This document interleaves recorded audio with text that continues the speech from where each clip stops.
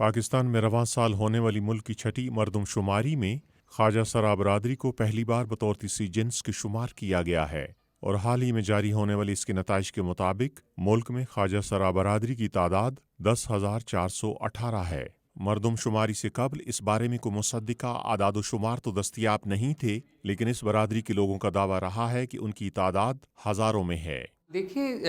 تعداد جو سامنے آئی ہے وہ آٹے میں نمک کے برابر ہے، اور بے شک وی آر ان مینورٹی، بہت کم تعداد آئی ہے، لیکن fact is fact and reality is reality کہ we have our own identity, کہ ہم ہیں تو صحیح نا، تو تھوڑے بھی ہیں تو تب بھی گورنمنٹ کو ہمارے جو فنڈامنٹل رائٹس ہیں جو ان کو دیکھنا چاہیے۔ خواجہ سراؤں کے حقوق کے لیے آواز بلند کرنے والے سینئر وکیل محمد اسلم خاکی کا کہنا ہے کہ ایسا ممکن ہے کہ بعض خواجہ سراؤں نے سماجی ڈر و خوف کی وجہ سے اپنی شناخت بطور خواجہ سرا ظاہر نہ کی ہو۔ یہ وہ ہیں جنہوں نے اپنے آپ کو رجسٹر کروایا ہے، اصل تعداد یہ نہیں ہے۔ ان میں جو سائیکولوجیکل ہیں، جو بایولوجیکل ہیں، جیسے میں نے کہا وہ بہت کم ہیں،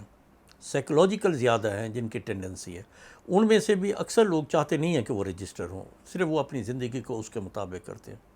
میں سمجھتا ہوں کہ جو کانفیڈنس ان کا زیادہ ہوتا جائے گا گورنمنٹ پہ کہ گورنمنٹ ہماری ویلفیئر میں یہ رجسٹریشن کر رہی ہے، یا یہ ہے کہ جی اس میں امپلائمنٹ آ رہی ہے، فوائد آ رہے ہیں، لونز آ رہے ہیں، اور اسی طرح اپرچونیٹیز آ رہی ہیں، پھر زیادہ لوگ رجسٹر ہوں گے کہ یہ فائدے کا کام ہے۔ پاکستان میں خواجہ سرا برادری کا شمار ملک کے سماجی طور پر محروم طبقات میں ہوتا ہے، اگرچہ حالیہ سالوں میں حکومت نے ان کی بہتری کے لیے کئی اقدامات کیے ہیں، تاہم خواجہ سرا برادری کے کارکنوں کا کہنا ہے کہ اب بھی بہت کچھ کرنے کی ضرورت ہے۔ محمد جلیل، وائس آف امریکہ، اسلام آباد۔